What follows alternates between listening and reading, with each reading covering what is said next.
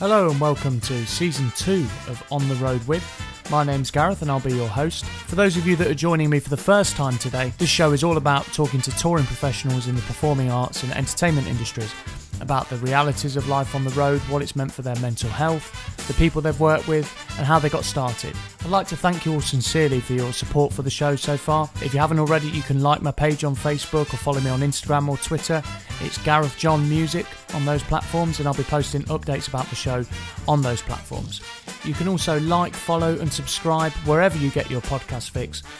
Now I've got a very special bonus episode for you today. I'm joined by none other than Mr. Nick Corbin, fresh from the release of his debut solo album. He was also the frontman, architect and songwriter of a great band called New Street Adventure, signed to the Acid Jazz label and a real staple in the British soul scene. So please do sit back and enjoy my conversation with the lovely guy that is Mr. Nick Corbin. Nick, thanks for doing this. Thanks very much. Very honoured to have been asked. Well, we've kind of known each other on and off for quite a number of years now, and I interviewed you for my radio show on Radio 2 Funky, if you remember back in the day. I do, yeah. When I was doing that, so I thought when I started this, you were one of the first names that popped into my head, really, because I thought you've had quite an interesting change in what you're doing recently. Yeah, I suppose so.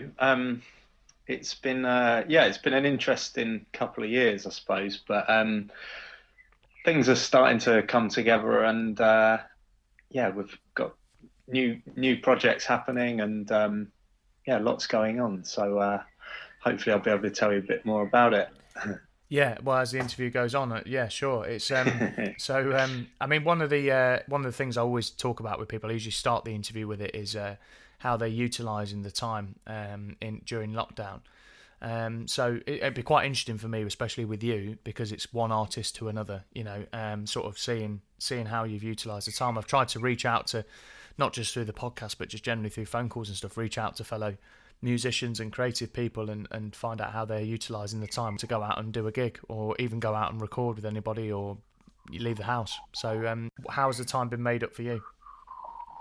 Well, it was quite a nice progression, I suppose, in that the weekend when I stopped working, because I got another job as well as doing music, I was meant to have a gig in Hackney, and so I thought, well, why don't I just do the gig on Instagram? So I'll stream there and I'll play some old New Street Adventure songs. New Street Adventure's my old band, and I took some requests for covers and stuff as well, and had really good level of engagement on it. So then I just said, well, I'm going to do 2 of these a week, so people know when they're going to be. So we do Wednesday and Sunday, and tonight, which is Wednesday, it's going to be my 14th Instagram show. So right.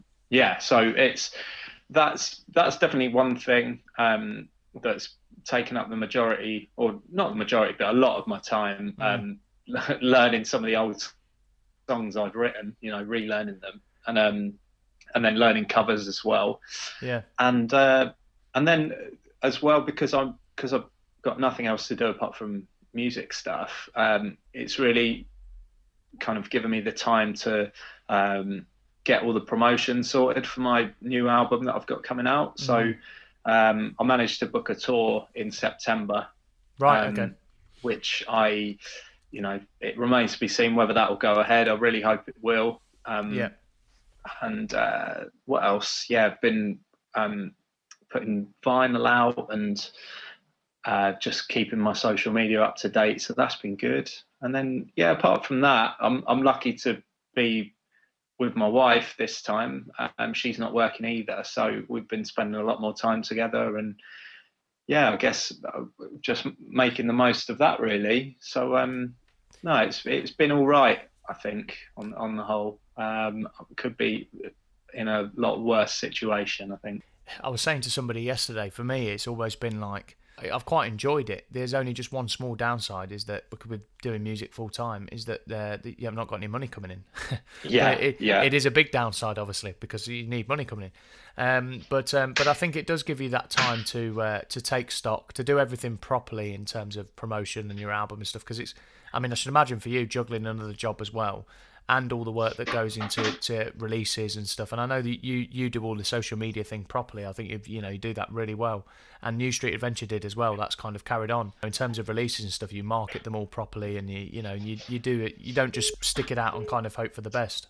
Yeah, yeah. No, I think if I was still at work, I maybe I would have tried to make the time to do the promotion stuff a bit better, but I don't think I would have been able to do it to the same level. So that's been good, and I feel like I've really connected with a lot of the fans that I do have, and hopefully made some new ones as well. So it's been nice to have the chance to do that. The whole tour that you're putting together then in September, fingers crossed. Is there much of a connection there between the venues and the places that New Street Adventure used to play and the fans that used to come to those?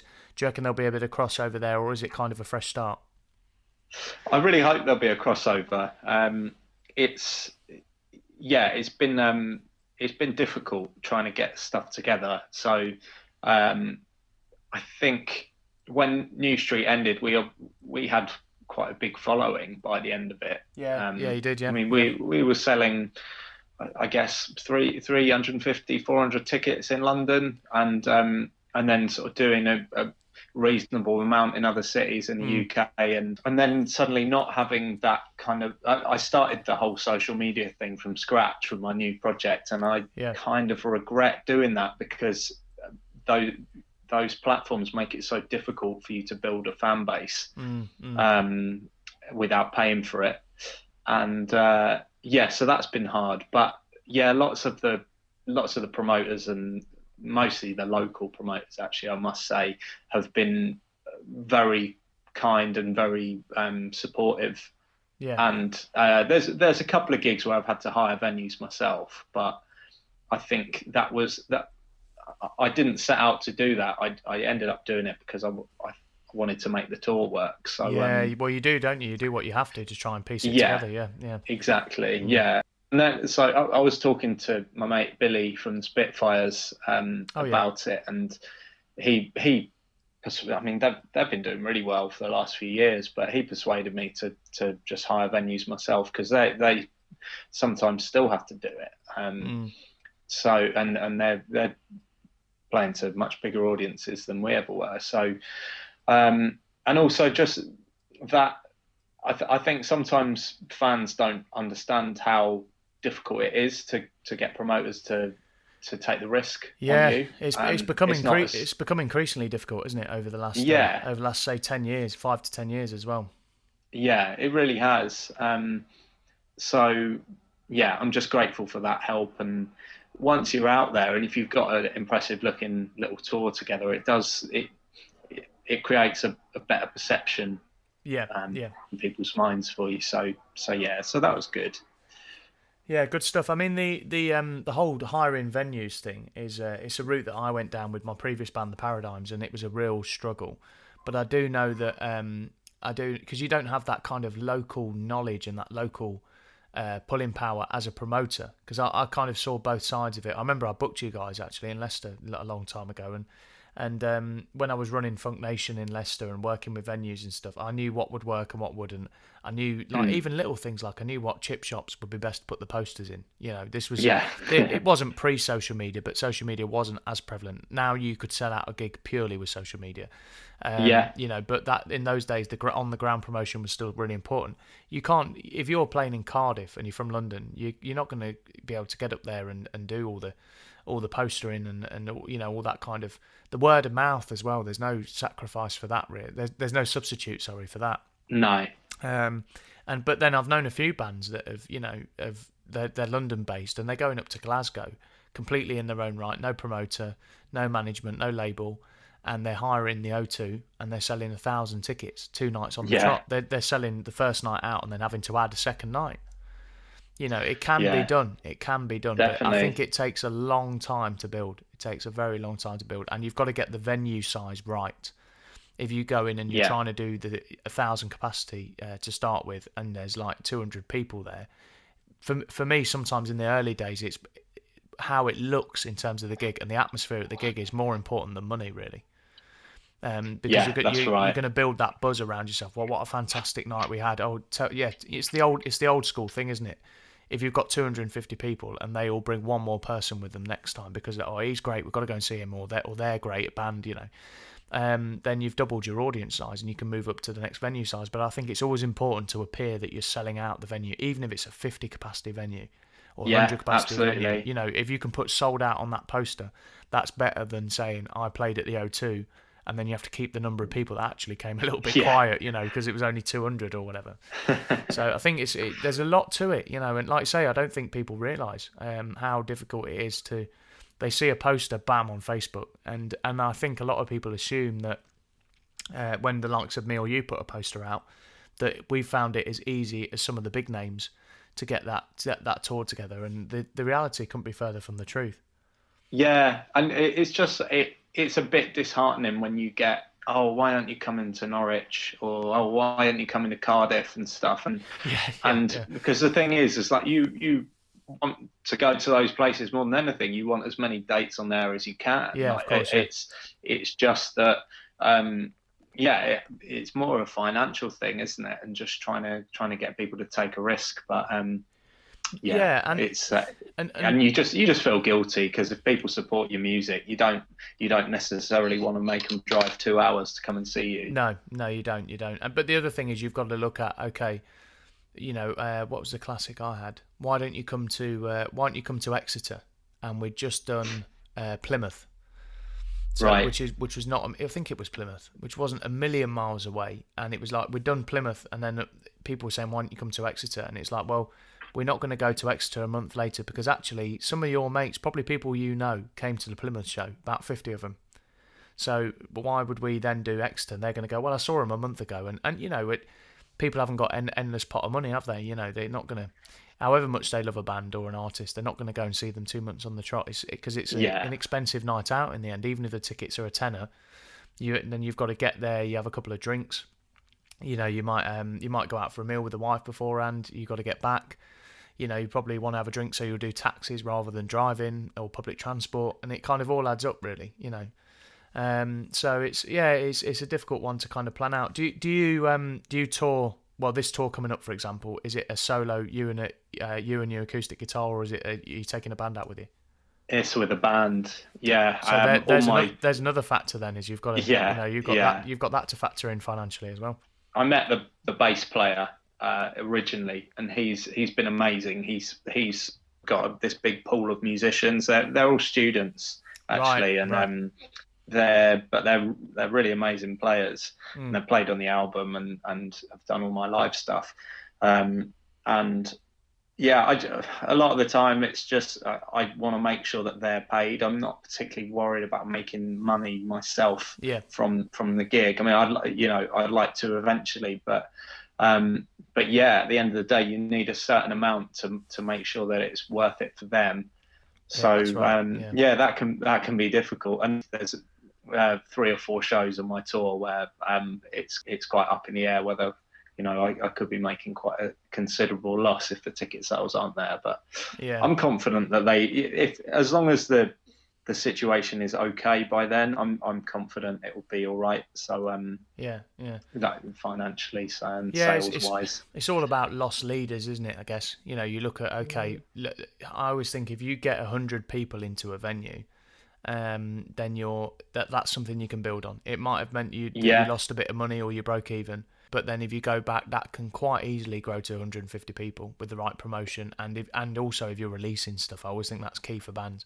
You can't really just tour and tour and tour. It's got to support a release of some sort. It doesn't have to be an album, but it's got to support something. It's that's what I'm a little worried about. If the tour doesn't end up happening, then it's going to be kind of too late. I'm gonna have to start writing some new material and put something else out to back up the tour, because it could be like 6-7 months after the album comes out. So that's right. Yeah, we'll see. Yeah. I'm not worrying too much about it now. Well, what can you do? It's out of your hands, isn't it? Really. So it's definitely strange times in that regard. Well, I think on that note, Nick, we'll play the first track, which is your latest single. Even if this does come out 6 months after, we'll play the first track. So can you tell us a bit about this one? Yeah, it's the second track from my new album. It's called Long Long Gone, and it was kind of inspired by a lot of the Northern Soul sort of up-tempo shuffle tracks. But the production of it definitely has more of a kind of like 80s sort of synth side to it, and quite sort of almost Afrobeat horns in the chorus, which I really love. I worked with an amazing producer for this one and for the whole album, and the single's gone down well. We've got it on a 7-inch as well, so they're available from my website. But it's called Long Long Gone.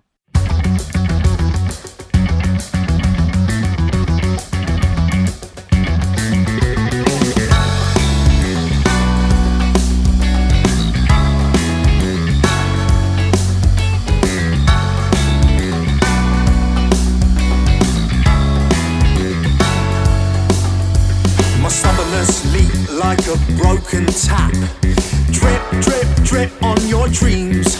I'm no envious fella, but keeping my temper was not as clear cut as it seemed. Where had you been? Who did you see? Pushing you further and further away from me. I don't know what I was trying to prove. Losing my mind was the best I could do.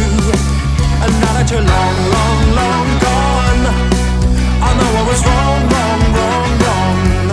Now that you're long, long, long gone, I know I was wrong, wrong, wrong, wrong.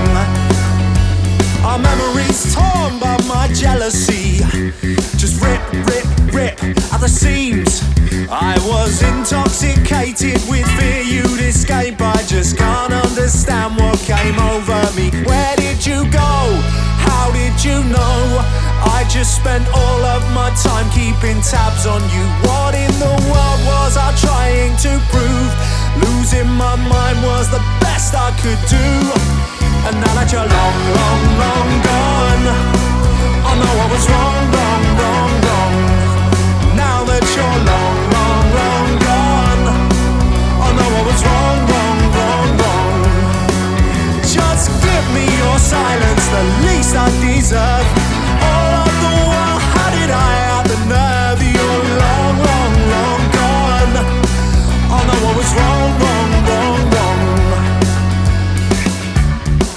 I know my friends hope I've learned, but next time I'll be fine. I understand their concerns, but next time I'll be alright. Once I'm fit to return, I'll be more than equipped to repair all the bridges I've burned. Next time I'll be fine. And now that you're long, long, long gone, I know I was wrong, wrong, wrong, wrong. Now that you're long, long, long gone, I know I was wrong, wrong, wrong, wrong. Just give me your silence, the least I deserve.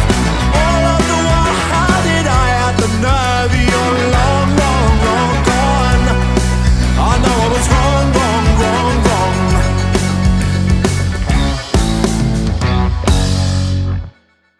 What I quite like about your solo transition is that I think you've got quite a distinctive voice in the fact that you deliver, like with New Street Adventure, for example, the grooves and the songs were really soulful and had a funk edge to them, and obviously there's the acid jazz link, which we'll talk about in a minute. But your voice was very British. I've always thought that. Me and the missus have always said that, because we both love the Big AC. That's our big tune in the car. We whack it on. Oh, is it? yeah. We absolutely love it. And we actually wanted, when we got married, we had there was all in all there was about 12 acts on. You know, obviously, if I get married, I'm gonna have a big part. You know, a lot of musicians. Yeah. And And we said, oh, wouldn't it be cool to have an original band there? You know, because it's kind of a big thing I stand for is that you should be writing and releasing music. And wouldn't it be cool to have an original band there? And we looked at some of mine and the politics of getting them back together. And, I don't know. The Big AC came on in the car, and Amy said to me, "Get them, give Nick a ring, get New Street Adventure." And I said, "Oh, they wouldn't do a wedding. They wouldn't do a wedding, darling." She went, "Oh, they might do if you ask them nicely. That'd be great to have them there, you know." And then I thought I will do. And you know, when all the other jobs with a wedding, you get put, you know, you put things off. And I thought, yeah, I'll message him. Yeah, I haven't forgotten. And she kept saying to me, "Have you messaged him yet? Have you messaged him yet?" And then I saw the announcement on your Facebook page that you split up, and I thought, oh no. I think I remember you commenting saying that you wanted us to play at your wedding. Yeah, I know, yeah, which you probably thought was a bit weird, but no, I didn't. But yeah, I remember seeing that, and I mean, the adventures of New Street Adventure is what I've called this chapter of the conversation, if you like, because it seemed like it really was an adventure. You went through quite a few different changes in sound, and I can notice those in the tracks that I love outside of the Big AC. You've got Foolish Once More. You've got She's an Attraction is one of my favourite ones. That's my running song. When I go occasionally go for a jog, yeah, that's the opener for the running session. And you look at some of those, and there's quite a lot of changes in sound in terms of like the scale of the band and the size of the big soulful sound you had at one point, and then that got stripped right back. You had the acid jazz chapter where you were associated with them. So, if you can, in a nutshell, because I know you're together a long time, can you just kind of talk us through that really from the acid jazz point onwards? I would say. Yeah. Well, I actually met Eddie on the tube. Eddie Pillar. So he's I'm going to contact him for an interview as well. Actually, Eddie, he's a good one. You should. Yeah, it'd be interesting. We met on the Central Line, probably beginning of 2011. So I was on the way back from a recording session doing our first EP, and Eddie got on, and I didn't know who he was, and he said, "Oh, I like your jacket," and we just started talking, and we had a gig the next night. I know that it seems ridiculous, doesn't it? But this is how it went. Yeah. So we had a gig on Brick Lane, and he said, "Oh, I run a record label just at the top of Brick Lane," and I said, "What's that?" And he said, "Acid Jazz," and and that was our introduction really. And we went. He came to the gig, and we had a meeting with him, and it was quite. It sort of brought us back to earth with a bump, because it was kind of, well, we think you're good, but you've got to do this, and this if you want to get to the level where we'd sign you. And but yeah, he just kept supporting us and come to shows, and then eventually, I think it was 2 years later, they had their 25th anniversary gig, and we were supporting Matt Berry at that gig, and then he offered to sign us.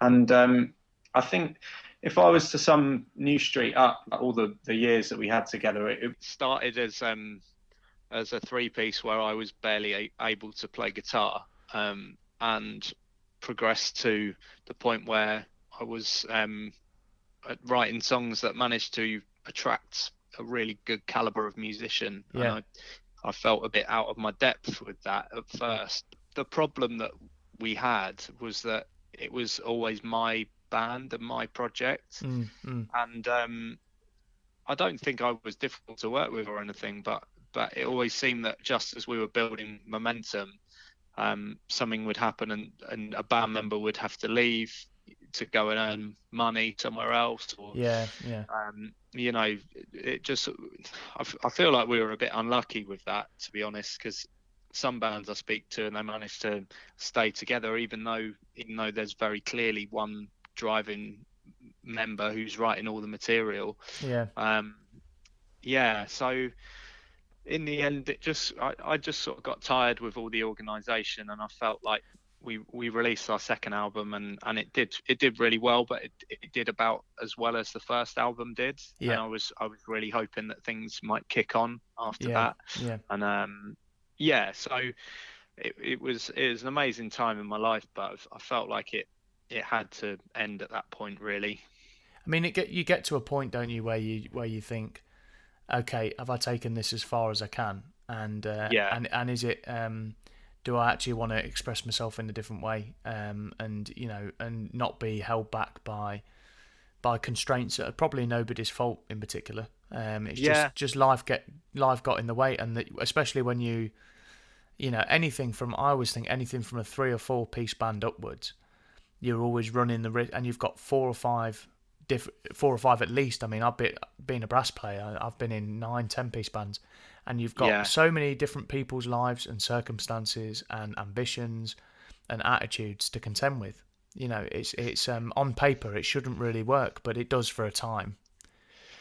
Yeah, exactly. And I think one problem was that the responsibilities just weren't shared. And I think, like, I can relate to that. I can relate to that. Yeah. I don't think any of the boys would begrudge me saying that. So there were so many reasons, and to be honest, the decision probably took me about 2 years. Yeah. Again, I can relate to that with the paradigms. Yeah, it's a gut wrenching one to make, isn't it? It is. Yeah, and and I didn't even. It wasn't even that I wanted to sort of think about a solo career or anything. I just didn't want to do New Street anymore. That was kind of the main thing, I suppose. Yeah, I mean, it's I remember seeing your there was a clip. I think it was a YouTube clip or a Facebook video of your last gig, and you finished. It was at the 100 Club, wasn't it? And you finished with or was it 229? 229. That's it. Yeah, and you finished the gig with the Big AC, obviously one of my favourite songs, and it was quite emotional to watch actually. That thing of, and especially as the front man, you're saying goodnight everyone, and you're thinking, and you've built relationships with all those fans, and you're thinking, oh, I don't know if I'll see you again. It's a bit of a, well, you probably will, and you've probably seen a few of them as a solo artist, but it's like that. It's a real moment that will never be captured again, isn't it? Definitely, yeah. I don't think any of us were quite prepared for the reaction and the number of people in the room, but the emotion in the room. I think it definitely, it overwhelmed me. Yeah. And I think a lot of the boys were left sort of feeling quite shell-shocked by it, really. It's one of the best decisions I ever made because we got to do that last gig. Yeah. Because I'll just never forget. I mean, it was an amazing gig to be a part of. And I think a lot of bands don't get to do that, really, because no. Some bands might just stop and suddenly you haven't done a gig for 3 or 4 months and then no one's interested. And whereas I sort of, we played a show with the Milk in Southend in the beginning of December 2017, and that the next day I just said to all the lads, I'm really sorry, but I don't want to do it anymore. That's a tough moment, isn't it? Yeah, and I said, we've been offered this gig at the 229 anyway, and I said I want to make it the farewell show. Yeah. And credit to them all, they just said, yeah, we definitely want to do that. And then we asked a load of old members to be a part of it as well. Oh, that's good. Yeah, that's nice. That's a nice touch. That's a nice touch. Yeah. So I thought it worked really well. Yeah. The quick question, just a bit of a slight change of topic, but it's quite relevant at the minute. And it leads me, I'm always thinking when I'm doing these interviews, how do I link into the next song? And this leads me in quite nicely. Studio versus live, which do you prefer? I think I prefer live. Okay. I think studio is, I enjoy it a lot, but I put quite a lot of pressure on myself. Yeah. Because I know how much is riding on the performance. Yeah. That I put in. And if I wake up and I know that I've got to sing, say, 3 vocal tracks that day, and I'm not feeling on it, like, I'll be quite panicky most of the day and quite worried and not want to speak, and I'll keep getting paranoid about having a cough or whatever. Right. Okay. Whereas gigs, I kind of get that feeling for gigs as well, but I don't mind making little mistakes at gigs. Yeah. I'm not a sort of perfectionist when it comes to live stuff, and I've been doing it so long that I kind of know what I'm good at. and I know how to get the best out of myself. So yeah, so I think I'd say I prefer live, really. And in terms of songwriting, then how do you approach it? Do you look at so if you're doing a new song, are you quite focused on how that's going to come across live, or are you purely thinking about the record? Because they're two different things, really. Yeah, I'm thinking about the record, right? With it, I think, yeah, it's an interesting question, really, because yeah, I think definitely I'm thinking about the record rather than live stuff. I mean, sometimes you kind of imagine yourself singing it live, and you can imagine, certain, like if there's going to be a horn part or whatever, you can kind of picture people playing the horns live, I suppose, sometimes. I always think, there's a breakdown in a song, and or I don't know, like a catchy vocal hook that the audience could sing back. I always picture myself going, clap your hands, everybody, and all that kind of thing, and I think I do get that sometimes as well with some songs, and it gives you that buzz to actually finish the song as well, and get through that part as well, because you think, oh, that'll be great. Once you get to that bit, people are not going to know what's hit them live. So talking of an inspiration of yours, I remember seeing his name, and he's a real great of soul music, an underrated great, Bobby Womack. And I remember seeing his name on a lot of the New Street Adventure kind of marketing, that he was quite a big inspiration behind your sound. So we're going to play a track from him now. Can you, from Bobby, can you talk to us about this one and why it's sort of important to you? When I first was sort of getting into Bobby Womack, I remember him, he was on Jules Holland, and or maybe I've been into him for a while. I remember when it was. He did some stuff with the Gorillaz, and then so he did a song called Stylo, and on one of their albums in, I don't know, maybe 2009, 10, around that time. I'll have to go and have a look at that. I don't know he did it. And then so Jules Holland got him at the piano, and he said, I just remember, because Bobby Womack always sort of talks at the beginning of his songs. It's off the 110th Street album. Great album. Absolutely brilliant album. So good. And with a lot of those soundtrack albums that a lot of soul artists did in the 70s, I think the soundtrack kind of eclipsed the film. I don't think I've seen the film, but it's a beautiful song, some lovely guitar. And I just think it's really sad, and it's got a lovely kind of sentiment to it. If you don't want my love, give it back. That's a kind of tell it how it is sentiment, which are my favourite kind. Don't wrap it up in too much. Don't get me wrong. There's definitely a place for metaphor and simile and hidden meanings and stuff. But sometimes when you just get a real honest name like that, it can lead to a great song. And this one is.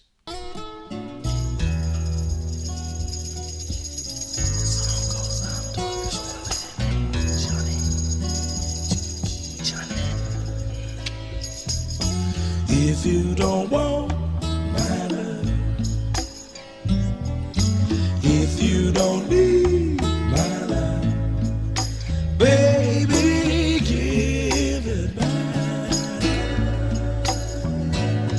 Oh, I'd like to have it back. If you don't need my love, if you don't want, all you gotta do is give it back. Oh, I believe some lonely heart can use it.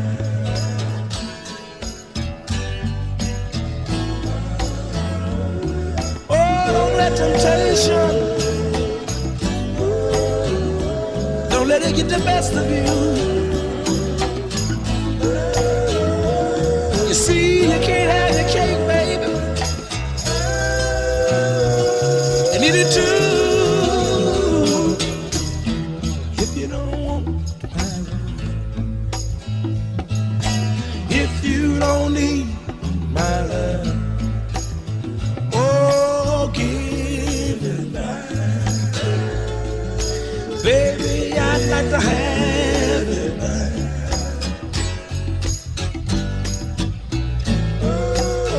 Oh, I'm so tired of meeting you.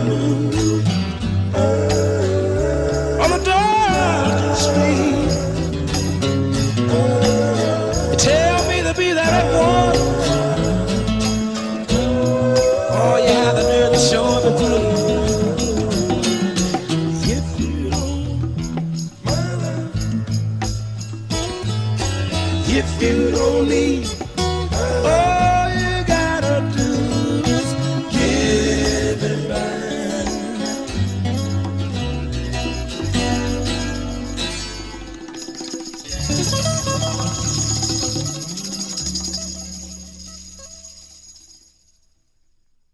Of that generation, you know, your Curtis Mayfields and people like that, I've always thought Bobby was quite underrated, really, in that in that circle. He's not a name on the tip of everybody's tongue, but he's got a lot of respect from people. But he's not that kind of massive superstar name. But he was still nonetheless very, very clever songwriter, and I like it, especially on the 110th Street album. Is the production on it is fantastic as well. Really, really clever what he's done. Yeah, it's brilliant, and I think that song 110th Street, there would be a lot of people that would know the song but probably wouldn't know who it was by. Yeah. You know, not soul music fans obviously, but there are people that have seen, I think it was American Gangster, wasn't it? It was a like in the soundtrack of that. Yeah, and, it was. Jackie Brown as well. So it's been used in lots of films and TV and stuff, so people would know it. How do you think the landscape might look for touring artists like us coming out of the lockdown when tours can be back on? And I think they're going to be one of, if not the last thing to happen. You know, big social gatherings. Sadly, I think you're right. I mean, you've probably got fantasies like I have of just everyone wanting to go out every night and do something and be around people and just you know, enjoy themselves and let the hair down. That is what I'd hope. Yeah, exactly. But I don't know. It's going to be so different, isn't it? I think for a long time, and it's going to make things difficult, I'm sure. But I don't see the benefit in speculating about it too much. I mean, I was speaking to my publisher the other day, and he was quite sort of downbeat on it all and saying, you know, I can't see those gigs going ahead. But I you know, for me, until I'm told that it's not happening, then I'm going to keep promoting it and keep trying to get people excited about going out to see live music. So yeah, I think European stuff is going to, you know, there's not going to be any travel for a while, is there? I don't think. Well, so you've also got the double kick in the nuts that it's Brexit as well, which has been exactly. You know, and we don't even know how that's going to look. No, because that's all been put on hold as well. So it's a real uncertainty, and I think you know, I've had in the last 3 days, I've had 3 messages from different venues. Not to me personally, just blanket messages saying save our venue, we're in trouble. Yes, I've been getting them. You know, in fact, quite a few of the venues I'm playing on the tour are you know, taking part in the save our venues campaign, and when I was contacting different venues to try and book dates, the number of responses I got saying, look, we don't even know if we're going to be able to open again.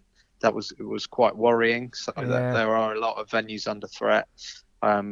It's a bit scary, isn't it? Really, it is. I just hope this. I mean, don't get me wrong. In the current circumstances, I'm sure, like you, I do a Saturday live stream on my page, 7:00, and I'm quite enjoying it. I feel quite nervous about doing it, much more nervous than I would be going out in a theatre or a venue, but because it's quite exposed, and I do enjoy it. It's a good respite for me, you know, good kind of release, and I enjoy singing every week. It means I do some singing every week as well, which is good. I just hope that doesn't become the new normal.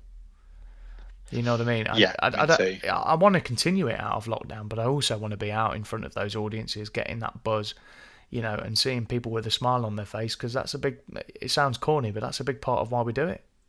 Yeah, exactly. Well, I think when you asked about studio versus live, I think that is one thing that you don't get you get it a bit in the studio, that sort of acknowledgement and congratulation and stuff. But the feeling especially when you're supporting and you play your support slot and you go out in the audience afterwards for a beer and just to relax or whatever, and people come up to you and say that was great. It makes you feel really good, and I love that instant kind of gratification and you can always tell when you're in the middle of a song if it's going down well, and I love that feeling, and that is something that I miss. But I feel like I've started to get it a little bit during my live thing. I know it sounds strange, but I think with the regularity comes the sort of familiarity. Yeah, you get to know the medium, don't you? Yeah, and because I know that a lot of the same people have tuned in every week, I can almost imagine them watching it. Yeah, but obviously that's not how we want the future to be. I want to get out and play to them, see them, and give them a hug and shake their hands afterwards and say thank you. Yeah, but or touch elbows. Yeah. For now, this is the best that we can do, I suppose. Yeah, absolutely. Well, thank you very much for your time, Nick. It's great to catch up again. We should catch up more often, and it's good to see you doing so well in your own right, mate. Thank you for taking the time to talk to me. Thank you. No, I've really enjoyed it, and all the best with the podcast. And yeah, we'll catch up soon. Cheers, Nick. Cheers, mate. Thank you so much for joining me for this special bonus episode of On the Road With Season 2. My guest today was the lovely guy that is Mr. Nick Corbin. Please do go and check out his solo album. It's out on the shelves now, so to speak. And what a great guy. I'd like to really thank him for his time. If you like what you're hearing, please do follow, subscribe and like us wherever you get your podcast fix. And you can also keep in touch with us on social media. So it's Gareth John Music on Facebook, Twitter and Instagram. And I'll be posting updates about the show, including new episodes and bonus content, etc. on those platforms. If you've got any guest suggestions or any feedback on the episodes at all, you can email me directly as well. It's garethrdjohn@gmail.com. If you'd also like to leave us a review at Apple Podcasts, that really does help spread the word of the podcast far and wide. That'd be absolutely fantastic. I'm going to play the show out now with one of my favourite tunes of all time. It's New Street Adventure, written by Nick, and it's the Big AC. Take care now. Bye-bye.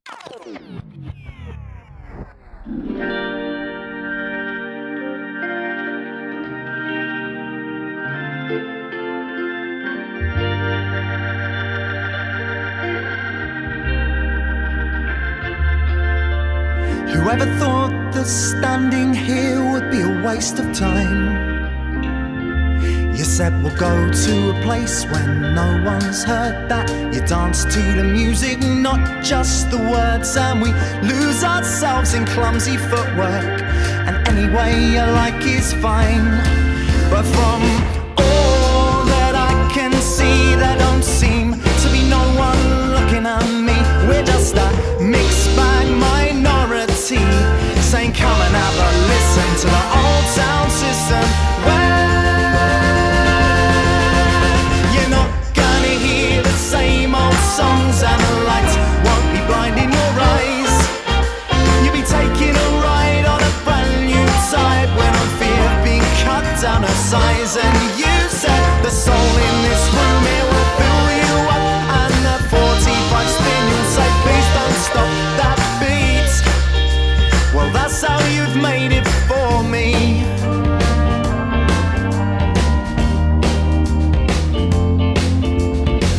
And this ultimate underground is where we pass initiation to the new street sound, approved by strangers stranger than your strangest dreams. And like it or not, we're now part of the scene with an influence so vast. You know, I never thought I'd fall in love this fast. I guess we're just the kind of people who make this thing last. We've made it our goal to be saviors of soul, and you know, when you're on the right track, you're not gonna hear the same old songs, and the lights won't be blinding your eyes. You'll be taking a ride on a brand new type with no fear of being cut down a size. And you said the soul in this room, it will fill you up as the 45 spin. You say please don't stop that beat. Well, that's how you made it for. Ain't no doubt that I'm so proud that I'm in next to you. And JJ's at the back door screaming please let me in. Don's running late yelling come on train. And Curtis, he always put words in my